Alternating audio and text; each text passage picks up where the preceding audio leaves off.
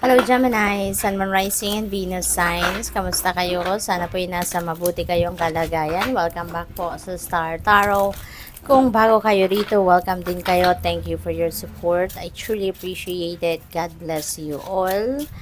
Gemini, pauna mensahe ninyong Hanged Man energy. Ayan. So, Hanged Man energy is a stagnation energy, no? So, siguro ang iba sa inyo, napapansin ninyo na parang may delay sa mga ginagawa ninyo, sa mga transactions ninyo, maaaring merong pagtigil ng pag-progress na kung ano man ang inyong mga pinagkakabalahan. And it's because this is the way of the universe, no? To give you an opportunity for yourself na makapag-connect kayo, no, sa sarili ninyo, makapagnilay-nilay kayo, makapag-introspection kayo, makapag-reflection kayo.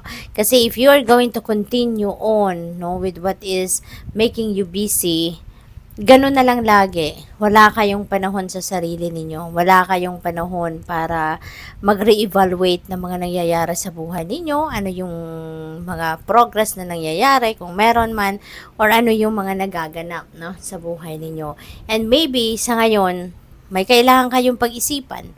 May kailangan kayong tignan, no? May kailangan kayong pagnilay-nilayan. Kaya ito, nagkakaroon kayo ng delays, ng mga blockages, no, sa inyong mga ginagawa.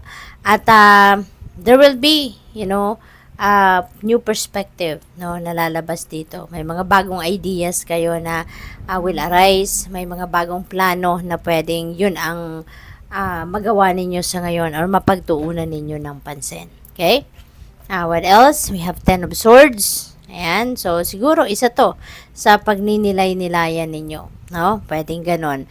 Si 10 of Swords, ano ito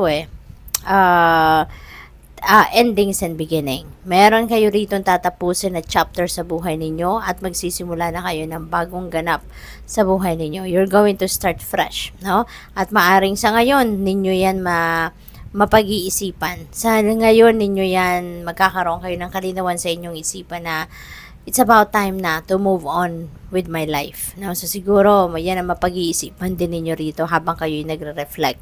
Kasi, medyo matagal na to, no, na nangyari sa buhay ninyo. Matagal na kayong nasaktan, matagal nang kumbaga bumagsak kayo to your core, you've hit the rock bottom, no, sa buhay ninyo at medyo may katagalan na, no. Kaya siguro sa ngayon, it's about time na, no, na baguhin mo na yung iyong sitwasyon sa buhay, kaya maaring ito na yung ganap sa ngayon, ano. You are going to babangon na kayo. You are going to rise above your situation. You are going to bounce back na sa buhay, no? At unti-unti, 'di ba, nagliliwanag na yung buhay ninyo. Dati, yung black part na to, ito yung dark circumstances ninyo. Dati, naka-cover yan sa inyo. Pero ngayon, tumaas na, umaangat na, no? Sumisikat na ang araw, lumabas na yung body of water dito, yung mga bundok, lumabas na. So, ibig sabihin dito, gumaganda na, no, yung inyong pakiramdam, no? Nagiging positibo na ngayon ang inyong nararamdaman, pati na rin ang laman ng inyong isipan, and babangon na kayo. Handa na kayong i-let go ang mga sama ng loob, i-let go yung mga emotional baggages, emotional wounds, yung mga sama ng loob ninyo, lahat ng bagahe na bitbit ninyo from your past. Yan, no? Mo na yan, tatanggalin mo na yan sa buhay mo and you are ready to start fresh. Handa na kayo magsimula ng bagong buhay. What else? We have 7 of Swords. Ayan. So, mag-iingat din kayo, no? For some of you, Gemini, this is a warning para sa'yo. Kasi meron dito mga tao na maaaring low vibration people, no? Ito, at baka naghihintay lang to kung kailan kayo masabotage. Kung naghihintay lang ito na siguro ng tamang pagkakataon kung kailan kayo maluloko, madideceive, kung kailan kayo mapagnakawan, kung kailan kayo may scam, yung ganon, no?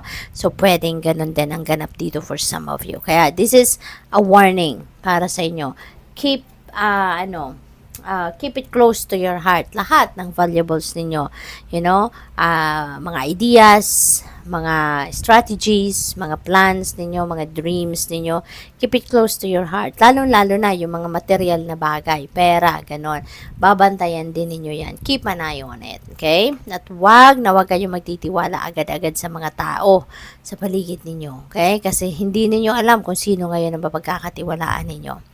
The Emperor energy, promotion siguro ang ganap, no, para sa iba sa inyo rito. Baka kayo ay may lalagay na sa isang mataas na posisyon sa inyong trabaho. Pwede rin ang iba sa inyo dito is going to assume, no,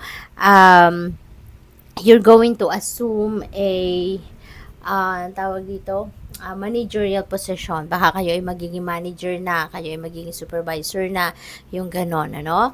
Pwede rin ang iba sa inyo ay magiging tatay na, no? So, congratulations kung ganon ang inyong sitwasyon.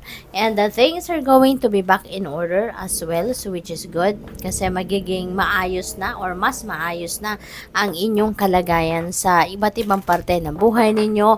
And since this is stability energy, so pwedeng, no, ang effort na gagawin ninyo sa ngayon is going to be effort sa pag-establish ng inyong family and relationship at pag-establish ng inyong kaperahan aspeto.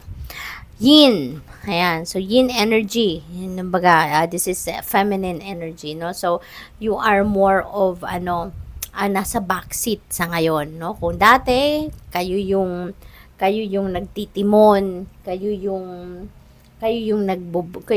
bossy, kayo yung utos ng utos, kayo yung nagda-direct ng mga tao kung ano mga gagawin ninyo. But ngayon, kayong kabaliktaran nun. Chillin lang kayo ngayon, no? Kayo ngayon yung nasa backseat, naghihintay lang kayo ng kung ano ang direction ng iba na ibibigay sa iyo, naghihintay lang kayo kung anong sasabihin nila. Lang kayo, relax muna kayo sa ngayon, ano? Hindi muna kayo nag-worry ng kung anong gagawin, kung ano yung diskarte mo, kung ano yung sasabihin mo sa mga tao, yung ganon. New life, no? Nasa taas pa niya si Ten of Swords. So definitely, Gemini, this is really beautiful kasi talagang buo ngayon ang isip ninyo, buo ang loob ninyo na magbabagong buhay na kayo. No, magsisimula na kayo ng bagong chapter sa buhay ninyo and you are going to start to navigate a new life. Kaya exciting ito, no? Good luck sa iyo.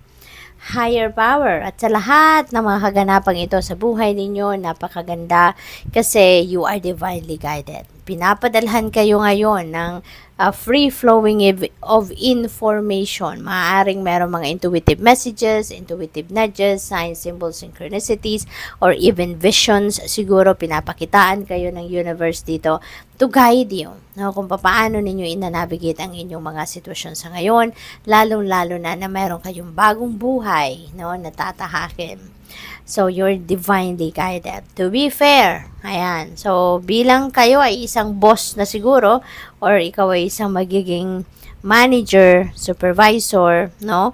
Lagi lang ang iniisip mo sa lahat ng magiging decision mo, sa lahat ng iyong gagawin ay patas lang, no? Dapat patas lang, lahat nakikinabang, lahat nagbe-benefit, lahat magiging maayos, no? Yung kalagayan. Kumbaga, ang ginagawa ninyo ay in all fairness, no, para sa lahat ng mga tao siguro na hinahawakan mo or lahat ng tao na under mo or fair sa mga tao at fair din sa kumpanyang pinagtatrabahuan mo. We have start fresh. So, ang dami talagang bago dito, no? So, ending and beginning. So, hindi lang isa siguro na parte ng buhay ninyo rito ang magbabago. You are not just going to start fresh, no, or start a new life in just one area of life, but maybe more than that, no. Maaaring marami kayong sisimulang bagong ganap sa buhay. Maaaring ito, no, sa love life, sa buhay, sa kaperahan, sa pamilya, maybe, no, sa perspective ninyo, how you see things, how you handle things, 'di ba? So siguro pati 'yan babaguhin niyo din sa ngayon kasi syempre Marami na kayong natutunan, no? Marami na kayong lessons na napulot sa buhay ninyo at this time. Get laser focused. Ayan. So, importante, lalong-lalo na sa pagbabagong buhay ninyo, sa tahak ninyo ng bagong sitwasyon sa buhay ninyo. Get laser focused. Importante na nakafocus kayo sa kung ano mga dapat ninyong gawin. Importante nakafocus kayo sa mga detalye para hindi kayo magkamali. Para, kumbaga, sa ngayon, talagang magawa ninyo yung mga dapat at yung mga kailangan at dapat maging patas para sa lahat. What else? Open up your heart. Ayan. So, siguro, related din ito rito, no? Be open to any possibility, no? Pwedeng sa pagtatry ninyong pag-move on sa buhay, kung yan ay related sa relationship, baka meron din magbubukas dito na pagkakataon sa inyo na makakilala kayo ng bagong tao, na maaring potensyal na maging jowa ninyo, 'di ba? Maaring meron taong makikilala kayo dito na magkakaroon ng bagong romantic interest sa inyo, pwedeng ganon. So, wag mong i-close off yung puso ninyo, wag ninyo i-close off yung sarili ninyo para sa mga bagong taong makikilala ninyo. Okay? What else?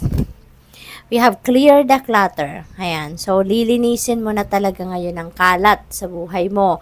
Yung mga parte yan ng pagbabago ninyo, no? Yung new life na to, talagang gusto mong malinis, gusto mong planchado ang lahat sa buhay ninyo.